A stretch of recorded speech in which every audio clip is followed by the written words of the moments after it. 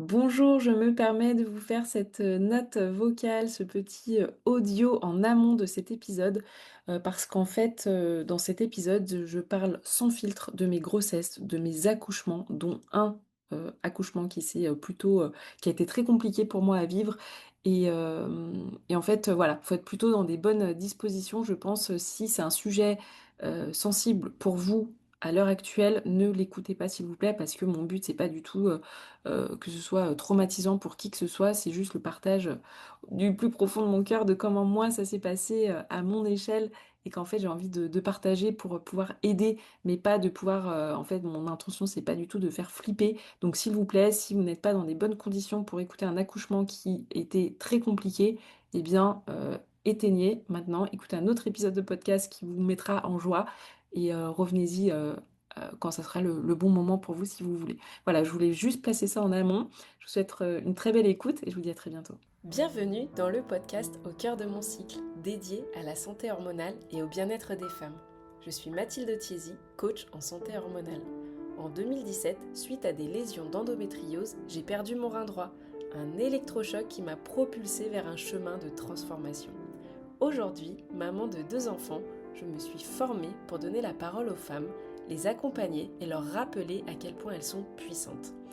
Dans ce podcast, vous trouverez des épisodes en solo. Mon souhait est de vous aider à mieux connaître et mieux comprendre votre corps et à cultiver un équilibre hormonal optimal. Vous trouverez également des épisodes avec des invités.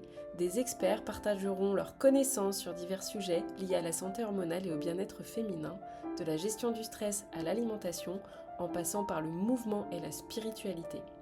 Chaque épisode vous informera, vous inspirera et vous donnera des outils concrets pour améliorer votre vie quotidienne.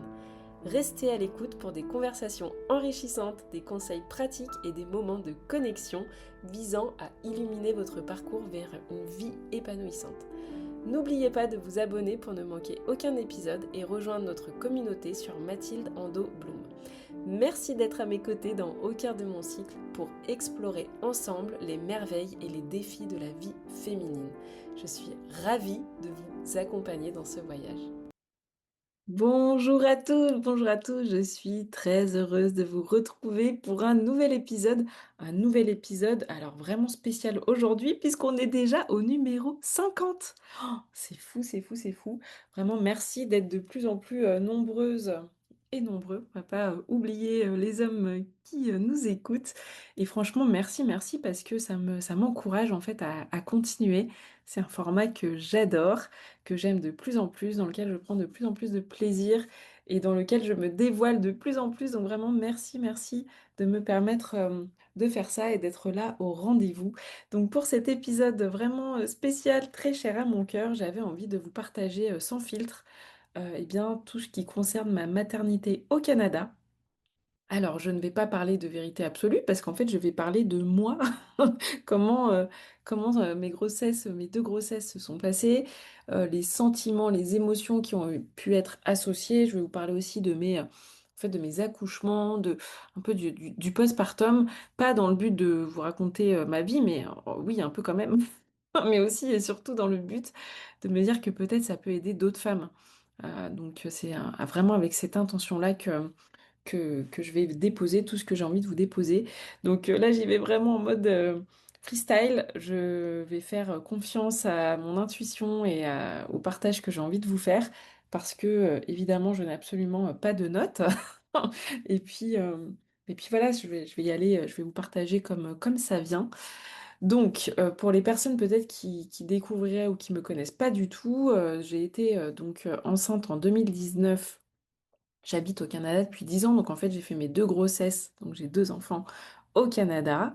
Et donc en 2019, je suis en fait tombée enceinte au premier cycle. On a essayé avec mon conjoint, à l'époque c'était pas mon mari, il est devenu mon mari après, plus tard. Et en fait, je suivais mon cycle sur une application à ce moment-là et qui me disait que les chances de tomber enceinte étaient assez faibles. Grave erreur de... Donc déjà, premier message que j'ai envie de faire passer, c'est déjà une très grosse erreur de se fier à une application. Il n'y a que vraiment l'observation de votre corps, de votre, bah voilà, de votre, un peu l'épisode, allez voir l'épisode en lien avec la symptothermie ou vraiment de vous former auprès de professionnels pour arriver à bien détecter eh bien, les messages de votre corps et puis surtout de repérer les périodes fertiles parce qu'en fait, une application, elle ne peut absolument pas le prédire à votre place. Et donc bon, franchement, je pensais jamais que, entre guillemets, ça allait marcher parce que moi, j'ai quand même un passif de endométriose quand même très très très costaud, une ablation du rein, des organes collés, enfin vraiment, le corps médical était plus en mode, bon, ça sera très compliqué le jour où vous allez vouloir un enfant. Donc je m'étais presque fait une raison là-dessus. Et puis au final, je suis tombée enceinte tout de suite. Donc ça, c'est déjà le premier point. Et puis après, par rapport à ma grossesse, eh ben, j'étais plutôt, en fait, j'étais hyper heureuse. C'est aussi à partir de ce moment-là que j'ai commencé vraiment à prendre soin de moi, où je me suis aussi inscrite à mon école de coaching santé, donc aux US. Toute l'année, en fait, finalement, enfin voilà, je l'ai commencé avant de tomber enceinte. Enfin, je suis tombée enceinte au même moment où j'ai commencé cette formation qui finalement aura été très utile dans mon cheminement, mais aussi voilà, par la suite accompagner des femmes. À ce moment-là, je ne le savais pas encore du tout. Et puis donc au niveau de ma grossesse, bah, j'étais plus un peu dans ouais, un peu le côté émerveillement par rapport à la transformation du corps. J'étais plus aussi dans l'observation. Voilà, j'étais très attentive aux signaux de mon corps. Et puis par contre, c'est vrai que j'ai quand même eu pas mal de stress de peur, en fait, en lien avec le fait que, bah, moi, ma plus grande peur, ma phobie absolue, c'était de devoir avoir une césarienne. En fait, comme j'ai qu'un seul rein, à la fin de la grossesse, mon bébé bloquait mon autre rein, mon unique rein. Et, et franchement, je pense que j'avais encore à ce moment-là, donc c'était juste 2 ans après l'ablation du rein. L'ablation du rein, c'était en 2017 janvier 2017 et là, janvier 2019, je tombe enceinte. Donc c'est quand même assez court et je pense que j'avais encore quelques traumas sur lesquels j'ai cheminé depuis, mais par rapport en fait, à l'ablation de mon rein, hein, qui a été quand même une grosse opération et il y avait vraiment encore ouais, une blessure qui était présente. Et donc ma plus grosse peur, c'était ça, c'était la peur qu'il y ait une complication, la peur d'avoir une césarienne, donc devoir réouvrir mon ventre. Et, et en fait, je me rappelle l'avoir exprimé, en fait, à une psychologue, francophone. J'avais fait un appel avec elle, si mes souvenirs sont bons, en lui déposant tout, en lui disant: «Bah, voilà, j'ai une peur bleue par rapport à ça». Donc voilà, une grossesse qui se passe à merveille et en même temps qui, sur la fin, est un peu stressante avec ce, bébé qui bloque mon unique rein où je «j'échappe» entre guillemets, j'arrive à négocier avec ma gynéco, pour en fait avoir un déclenchement mais qui est repoussé, que je repousse et en fait vraiment j'ai bien fait là de faire confiance. Là j'étais en pleine confiance en fait, je sais pas comment expliquer mais j'avais cette part de flippette voilà qui était bien présente mais aussi cette part de confiance de ça va bien se passer. Et effectivement voilà j'ai commencé donc elle est arrivée un petit peu en avance, 15 jours, enfin à 38 semaines. euh, et en fait, voilà, le travail a commencé naturellement. J'avais fait énormément de marches la veille, en fait. J'avais marché, marché, marché, et en me disant ça va marcher. Et effectivement, bah, pour le coup, oui, voilà, ça avait commencé le travail. Puis il s'avère que j'avais eu des contractions, je crois, pendant la nuit. J'avais vraiment géré toute seule. Mon chéri, il dormait. Et en fait, je crois qu'à 5 heures du matin, quand même, je suis allée le réveiller en mode ouh! Là, ça commençait à être assez costaud. Et en fait, à ce moment-là, on était dans le centre-ville de Toronto, donc on habite à Toronto depuis plusieurs années, et on commandait un Uber pour aller à l'hôpital. Et en fait, les contractions étaient quand même vraiment intenses dans le Uber. Il faut savoir qu'on est arrivé à l'hôpital, mon col et tout, enfin, le travail avait commencé, mais plus, parce que j'étais donc au niveau du col de l'utérus dilaté à 9, en sachant qu'à 10, on pousse et on accouche.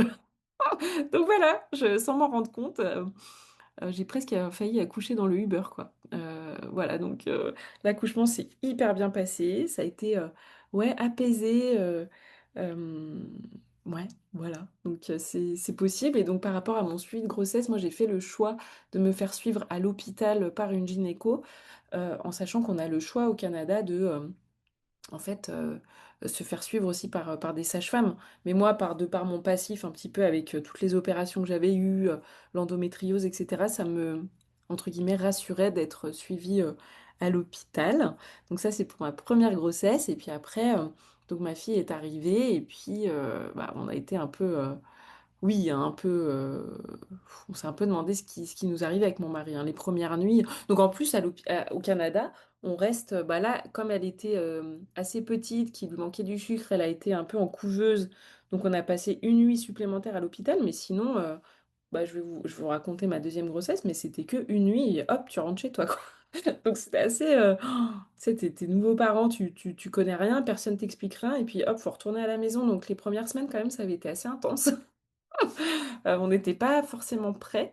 Et puis après, il y a vite, en fait, nos parents respectifs qui sont arrivés, donc ça a été vraiment chouette d'avoir bah, des repères, parce que c'est vrai que faire ses enfants loin de nos familles respectives, bah, c'est entre guillemets ouais, un challenge supplémentaire, un défi supplémentaire, et en même temps qui renforce le couple.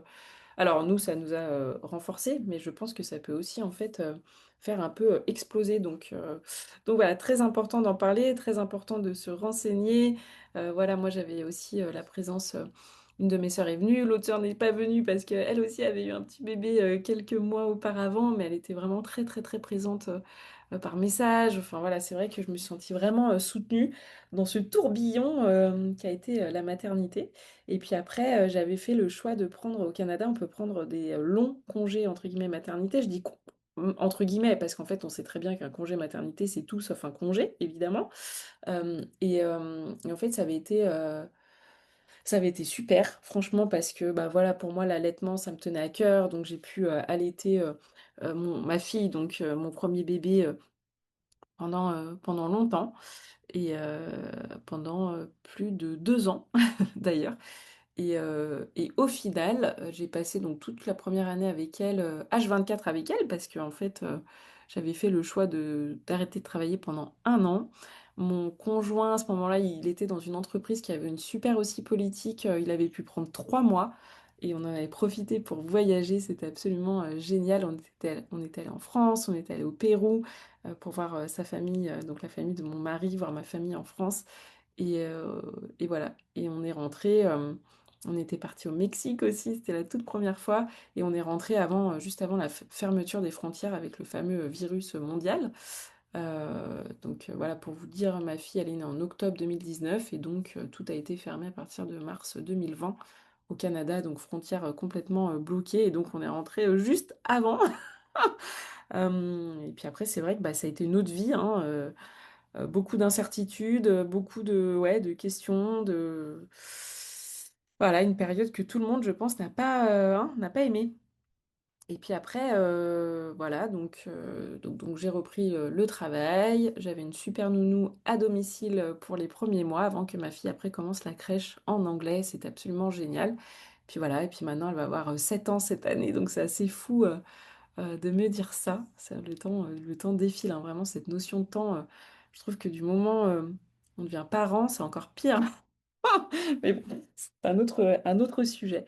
Et puis après, donc j'ai donc allaité ma fille pendant 2 ans, et puis en fait, elle a arrêté d'elle-même parce que donc après, j'ai eu mon fils en 2000, en mai 2022. Donc voilà, j'étais enceinte sur ouais, la période 2021. Et donc là, ça a été comment je vais expliquer? Donc déjà, bah, super parce que pareil, un bébé voulu qui arrive tout de suite, donc ça c'est absolument magique, génial. J'ai énormément de gratitude en fait pour ça, voilà, d'avoir été enceinte 2 fois et d'avoir mené bah, voilà, les grossesses au bout. C'est voilà, une chance, une gratitude énorme, énorme, énorme que j'ai. Et donc cette deuxième grossesse, en fait, j'ai envie aussi un peu de casser le mythe de tout ce qu'on peut voir un peu de tout beau, tout rose, notamment sur les réseaux sociaux, etc. Oui, une grossesse, ça peut très bien se passer, mais une grossesse, ça peut être aussi bah, un peu ouais, challengeant. Moi, donc pour ma première grossesse, j'ai pas eu de douleur physique à part donc ce stress. par rapport au rein, au le bébé qui bloquait mon unique rein, mais en fait, j'avais pas de douleur, physique. Voilà, c'était un petit plutôt petit bébé qui prenait pas trop de place, voilà. Par contre, pour mon deuxième, là, j'ai eu vraiment des douleurs physiques, en fait. J'ai eu mal au niveau des hanches, au niveau du «pubis», entre guillemets. C'était un plus gros, bébé, hein. Le premier bébé avait fait la place pour le deuxième bébé et puis c'était une période un peu, compliquée. Voilà, on était toujours encore dans cette période du virus là, j'ai d'ailleurs, chopé ce virus, pour mon accouchement, donc autant vous dire que voilà, ça je me suis sentie vraiment, comment dirais-je? Ouais, je me suis sentie pas écoutée, pas entendue, j'étais pas dans ma position un peu bah, de responsable. Il y a une espèce de, je sais pas, ouais, de dissociation, je dirais, hem, par rapport, ouais, notamment par rapport à l'accouchement, mais déjà par rapport à la grossesse, j'avais donc, ouais, vraiment cette douleur au niveau, ouais, presque comme, si j'avais eu en fait ouais, un écartèlement, c'est un mot très fort, mais c'est un peu, cette sensation, j'arrivais à peine à marcher et en fait, je me suis, pas autorisée à avoir mal et ça j'ai mis le doigt dessus il y a pas longtemps, mais mais voilà, j'ai vraiment eu cette douleur, physique que j'ai pas, pas considérée. J'étais un peu dans ce truc de: «Bah non, faut être forte», voilà, de pas m'autoriser à me dire que je pouvais avoir mal. Hem, Alors qu'en fait, bah, oui, j'ai eu vraiment super mal et que oui, j'aurais eu le droit de me plaindre à ce moment-là, que j'aurais eu le droit de pleurer à ce moment-là et et voilà, c'est quelque chose que j'ai fait, plus tard, mais pas sur le coup. Donc voilà, après il y a eu d'autres histoires, mais là j'ai pas trop envie de m'étaler sur ce sujet, mais par rapport donc au virus, par rapport au vaccin et cetera, ça a vraiment, en fait, c'est vraiment venu me chercher, mais très, très, très, très fort. Je l'ai vraiment, vécu comme une violation de mon intégrité, mais au plus profond de moi, quoi. C'était vraiment, vraiment très difficile cette période avec tout ce que ça a engendré et puis au niveau de l'accouchement, bah, en fait, c'est voilà, c'est un peu ce que je vous disais en amont sur ce truc de je me suis coupée de moi-même, en fait. J'ai été un peu, comme observatrice de ce qui se passait. Hem, voilà, je pense que j'étais vraiment, habitée par la peur, en fait, voilà, donc mon fils, il a décidé, d'arriver, voilà, que le travail se mette en route. Nous, on n'avait pas forcément de backup, de famille, en fait, il y avait un gap de quelques heures et en fait, bien sûr, tout s'est passé à ce moment-là. Donc vraiment un immense merci pour mon ancienne voisine, qui s'était occupée de notre fille, à ce moment-là, parce que ne pas avoir de famille sur place, bah, voilà, entre, le départ, de mon père et l'arrivée de ma mère, il y avait quelques heures, bah, c'était exactement à ce moment-là. D'ailleurs, mon fils est né quand ma mère était dans l'avion pour, pour venir nous rejoindre, pour ce super moment et et en fait, voilà, j'ai vécu cet accouchement comme, la peur, de ça, la peur, un peu de j'ai l'impression de mon entourage aussi, la peur, un peu, voilà, je suis arrivée à l'hôpital, j'ai été, je trouve en tout cas, pas du tout, écoutée, entendue, presque maltraitée, donc j'étais positive au fameux, virus.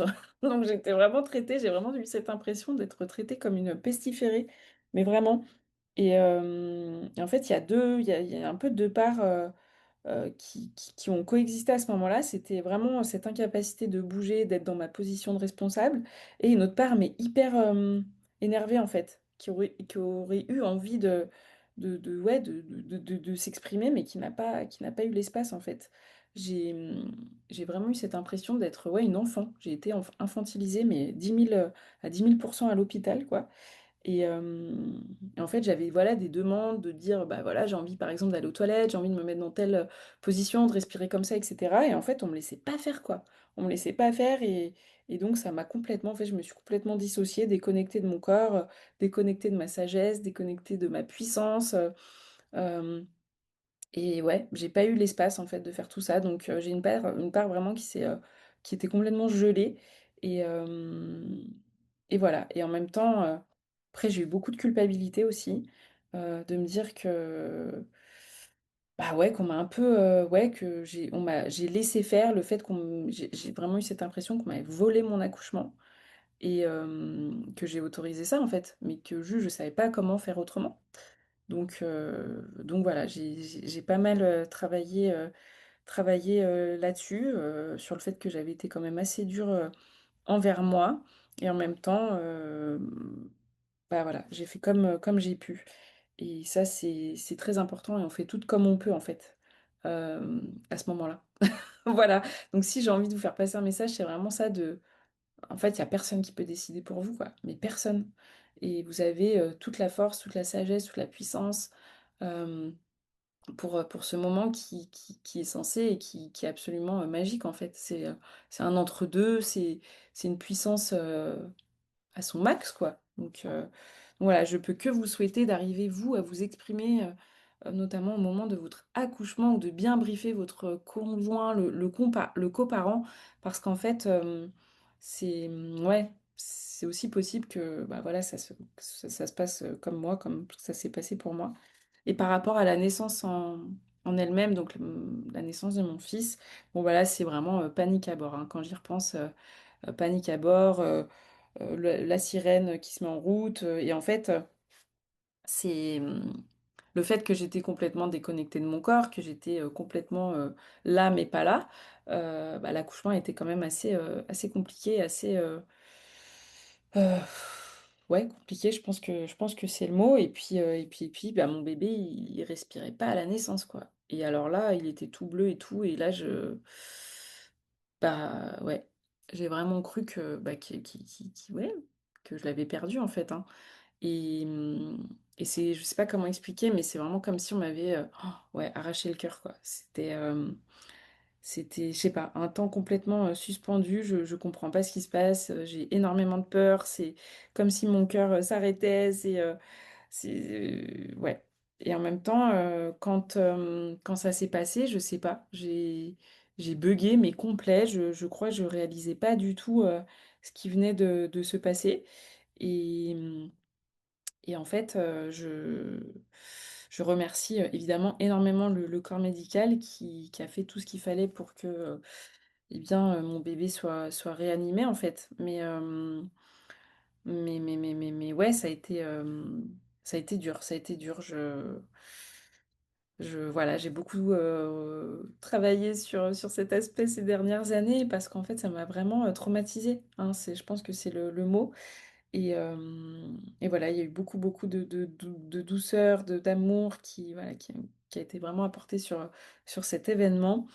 Et, et en fait, pour moi maintenant, je trouve que c'est pas facile en fait d'en parler. Pour moi, c'est hyper difficile et je sens que, bah, évidemment, ma gorge est nouée, que voilà, mais en même temps, je trouve que c'est aussi important ouais, de partager, d'échanger, entre femmes, de se dire que bah voilà, mon intention évidemment, c'est pas du tout de faire peur, c'est simplement de partager moi ce que j'ai vécu, de comment je l'ai vécu, de ce que ça a engendré même des années après, parce que finalement, le fait de pas m'être autorisée, de pas avoir compris ce qui se passait sur le coup, et après en fait de me dire bah c'est bon, mon bébé il est avec moi, tout va bien, c'est un peu comme si j'étais entre guillemets passée à autre chose, alors qu'en fait, bah non, mon corps il se souvient de tout, ma tête elle se souvient de tout, c'est viscéral quoi, et donc j'ai pas mal, cheminé, je me suis fait vraiment accompagner, hein, pour, bah, pour arriver à vous en parler là, sans me mettre complètement à pleurer ou être complètement,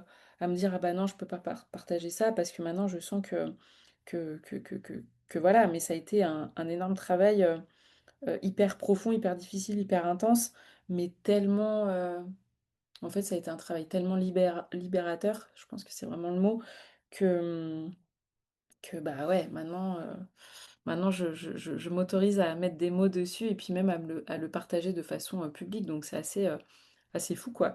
Et puis aussi je pense que ça m'a fait cheminer sur le fait, bah, oui, par rapport à notamment à mon corps, le lien avec, mon utérus, sur, voilà, la connexion, le côté vraiment, très, subtil, profond, l'aspect presque sacré de cet organe, en fait, hein, hem, voilà ce que et puis après donc voilà, donc je suis restée une nuit à l'hôpital, j'ai même pas eu à manger, enfin ça avait été vraiment une catastrophe.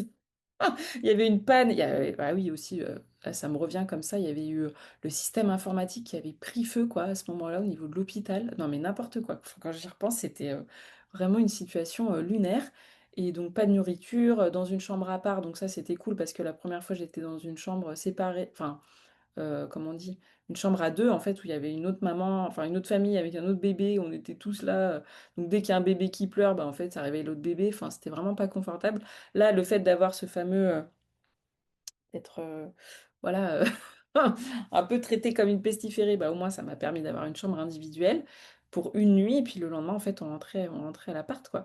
Et donc à ce moment-là, j'ai décidé de prendre, 1 an et demi de, entre guillemets, encore une fois, «congé maternité», parce que j'avais trouvé que la première fois, 1 an, c'était trop court et c'est d'ailleurs, à ce moment-là, donc j'étais encore salariée, je développais mon activité en parallèle, mais voilà, j'avais dit, qu'après mon congé maternité avec l'entreprise, c'était un accord que je ne retournerai pas travailler et que voilà, ça m'a permis, d'avoir mon petit bébé et de créer mon entreprise à ce moment-là. Donc, plus, voilà, ma fille, qui était encore, toute petite. Donc c'est vraiment chouette, aussi de se dire que c'est possible de commencer sa création d'entreprise avec des enfants, très petits, voire, bébés.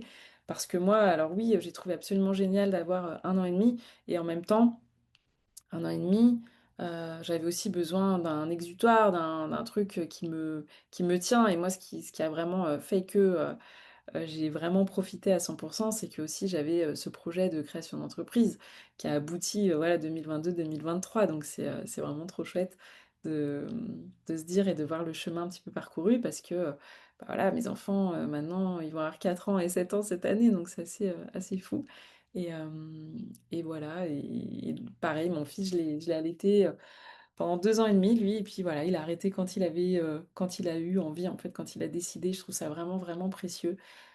Pour moi, ça a été un vrai, ouais, ça a permis de créer un vrai lien cet allaitement et même si on peut avoir l'impression que c'est assez contraignant, oui, c'était contraignant, mais en fait, moi, j'ai adoré et voilà et on est évidemment toutes libres de faire, comme on veut, comme on peut et de bien, se faire entourer, notamment aussi sur ce sujet, sur tout le sujet du postpartum parce que c'est une période, ouais, on est hyper, vulnérable, on apprend, on a besoin, d'être entouré, en fait. On a vraiment besoin d'être entouré.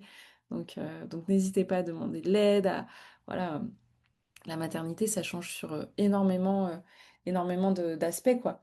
Donc voilà, pour moi, c'était hyper important, en fait, de marquer un petit peu le coup, pour, cet épisode 50 hem, de partager, ça en fait parce que, bah, voilà, ma maternité au Canada, c'est pas quelque chose que j'avais vraiment abordé comme ça en fait. Je pense que même je l'avais jamais, abordé comme ça et puis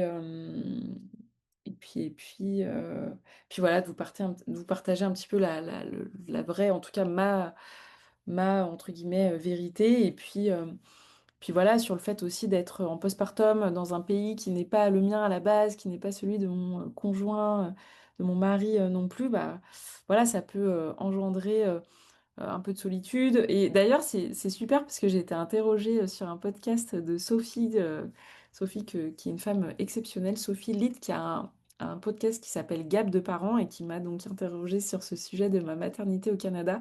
Donc bon, je suis pas allée, voilà, autant en profondeur mais en fait, j'ai eu des retours sur cet épisode donc merci beaucoup en fait, de prendre contact avec moi suite à cet épisode en me disant: «Bah, voilà, moi aussi je suis en couple mixte, moi aussi, je suis loin, de ma famille et on m'a posé une question et en fait, j'ai envie presque de vous la partager. C'est est-ce que tu as culpabilisé de faire tes enfants loin de tes parents, de ta famille, et cetera?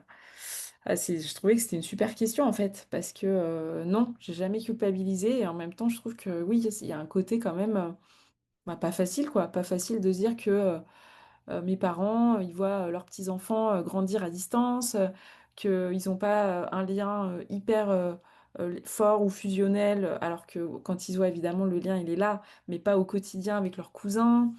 Voilà, c'est des choses, quand même, hem, qui sont entre guillemets, des fois difficiles à vivre et en même temps, je me dis que là, le fait d'être au Canada, le fait d'avoir, bah, ma vie ici, donc oui, je suis devenue maman ici, mais en fait, je suis aussi, c'est aussi au Canada que tout le travail, d'introspection que j'ai commencé, bah, voilà, ça me permet aussi de me reconnecter à moi, en fait, à qui je suis vraiment, quoi et à m'autoriser ça et je pense que ça, en France ou voilà, ou peut-être même ailleurs, j'aurais jamais eu cet espace-là. Donc au final, jamais je pourrais, culpabiliser, en fait, de la vie que j'ai parce que ça me permet, ça m'ouvre tellement, tellement de portes, notamment de reconnexion à moi-même, qui sont absolument, absolument magiques, quoi. Donc voilà ce que j'avais envie de partager en toute vraiment authenticité, vulnérabilité, sincérité aussi. Si voilà, s'il y a des femmes qui écoutent cet épisode, qui ont envie de partager en fait, d'échanger, de juste déposer des mots, et ben franchement n'hésitez pas à le faire. Voilà, que ce soit me retrouver sur Instagram, par email, voilà. Parce qu'en fait, je trouve que vraiment aucune femme devrait vivre des moments qui peuvent être assez difficiles en fait seule. Donc je serai toujours, toujours là s'il y a une femme qui ressent l'envie, l'appel de venir se déposer. Voilà, auprès de moi. En tout cas, merci beaucoup pour votre écoute. Voilà, ouais, ça me fait bizarre. J'espère que je vais avoir l'audace, entre guillemets, et le courage de publier cet épisode.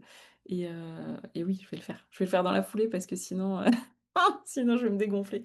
Voilà, bah, en tout cas, je vous embrasse. Merci d'être là et je vous dis à très bientôt. Cet épisode est fini. Merci infiniment d'avoir rejoint cette aventure au cœur de la santé hormonale et du bien-être féminin. Ensemble, nous avons exploré les mystères et les défis de la vie féminine en mettant en lumière le pouvoir et la résilience qui résident en chacune d'entre nous. Je vous encourage à continuer à cultiver cet équilibre hormonal optimal, à écouter votre corps et à prendre soin de vous avec compassion et bienveillance. Rappelez-vous toujours que vous êtes votre meilleur allié dans ce voyage. N'hésitez pas à partager cet épisode à une femme qui pourrait être intéressée. Continuez à vous connecter avec notre communauté sur Mathilde Ando Bloom où vous trouverez des ressources supplémentaires, du soutien et des encouragements pour votre cheminement personnel. Je suis vraiment honorée de faire partie de votre parcours et reconnaissante de la confiance que vous m'avez accordée en me permettant de vous accompagner dans cette quête de santé et d'autonomie. À bientôt pour de nouveaux épisodes où nous continuerons à explorer ensemble les merveilles de la vie féminine.